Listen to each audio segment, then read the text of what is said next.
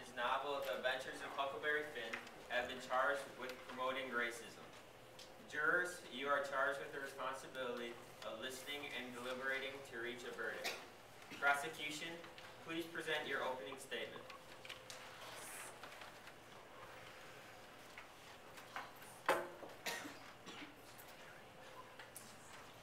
If it pleases the court, in a lesson to prepare students to read The Adventures of Huckleberry Finn, the teacher writes a number of emotionally charged words on the chalkboard. The N-word was among them. This offended a student, so he asked the teacher to shorten it to the N-word. His request was met with questions from his teacher, wondering if it offended him. She then replied, "It hurts, doesn't it?" The student later said that it was a cruel way to present such words that it did not help the lesson at all. It most of all lacked common courtesy and improper judgment. This one instance shows how such a small word can cause waves of controversy. We, as the prosecution, are here today on behalf of the state to convict Mr. Mark Twain's novel, The Adventures of Huckleberry Finn, for promoting present-day racism. Racism is a belief that a race is primary determinant of human traits and capacities, that racial differences produce an inherent superiority of a superior race, as defined by Merriam-Webster Dictionary. The book, The Adventures of Huckleberry Finn, is listed as number 5 on the top 100 challenge books in the U.S. due to some elements found in the novel. It has been banned from many schools ever since its release. One element in particular is the use of the N-word, 200 plus times throughout the novel. One of a plethora of examples in this book is how the N-word is used, found in chapter 32 on page 234. The dialogue is between Aunt Sally and Huck, who is pretending to be her nephew Tom Sawyer. "Good gracious, anybody hurt?" "No, killed an N-word." "Well, it's lucky, because sometimes people do get hurt." This quote demonstrates the use of the N-word in a degrading, racist way, describing how little people thought of African Americans, that if one had passed, it was as if an animal had died. This degradation of a race is something that continued throughout the novel. When people read and interpret this book, many people feel violated by the descriptions of the story.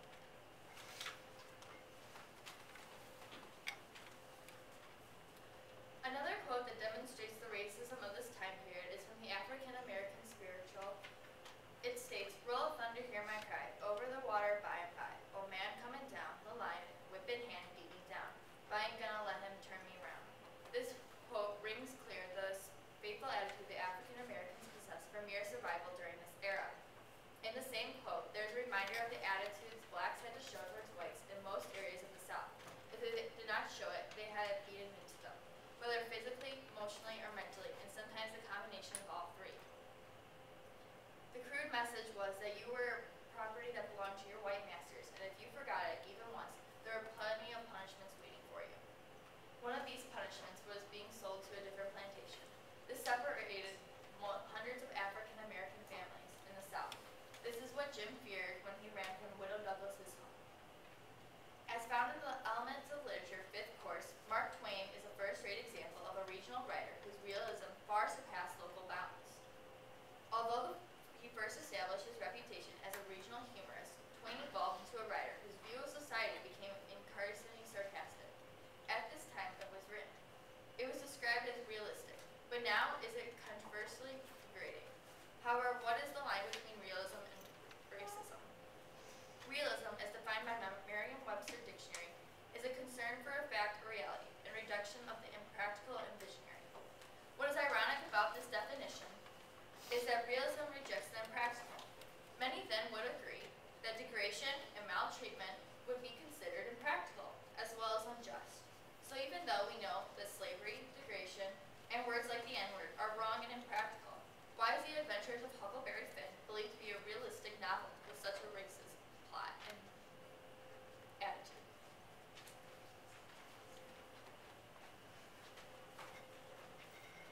Ladies and gentlemen of the jury, today you will hear the testimony of several expert witnesses, including Benjamin Jones, who is the head of the NAACP, and Kenneth Warren, a literary expert who specializes in African American literature from the 19th to 20th century.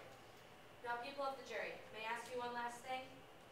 What if you were those poor souls who had been hurt, beaten, and maybe even killed because of people's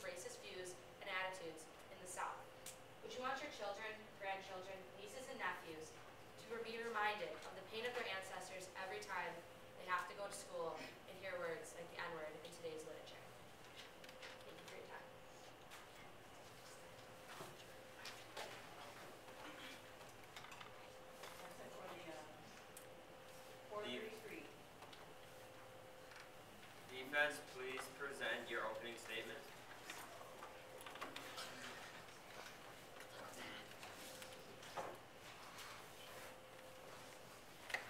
Ladies and gentlemen, this case is about the right of Huckleberry Finn to express issues of its time without prosecution for encouraging racism.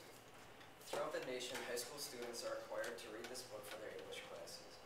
And now this case was filed because of the banning of Huckleberry Finns in some schools due to the presumptuous belief that this book endorses racism. Our primary witness, Mark Twain, also known as Samuel Clemens, is well known for his work in American literature.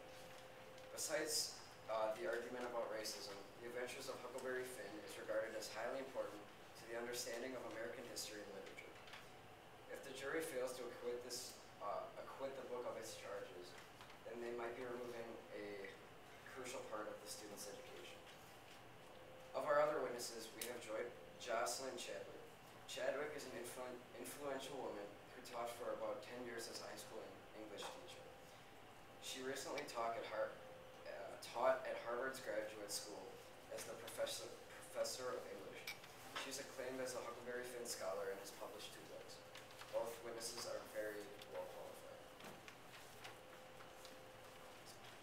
We, the defense, ask you, the jury, to remember that there are 2 sides of the story in this case. Is it true that Mark Twain repeatedly uses the N-word in this novel? I can confirm this right now. However, I ask you to consider why he uses this word. As the saying goes, there's a method to the madness.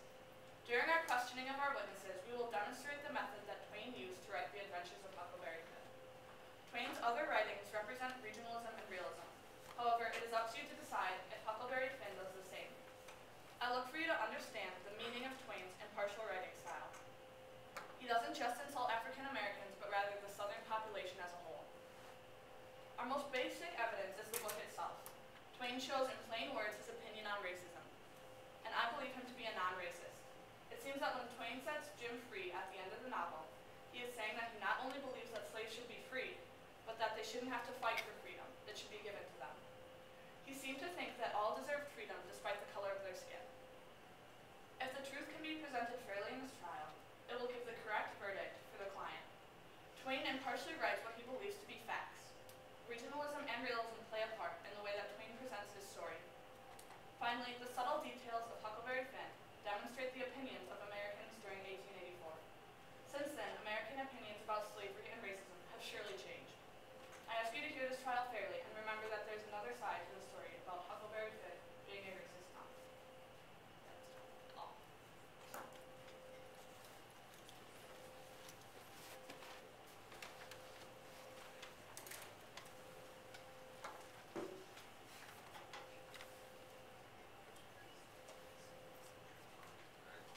Prosecution, are you ready to present your first witness?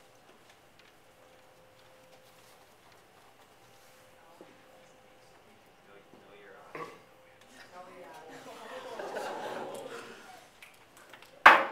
Court is now adjourned for the day. Court will reconvene on Monday, October 11th. Want to give us a quote there, Twain?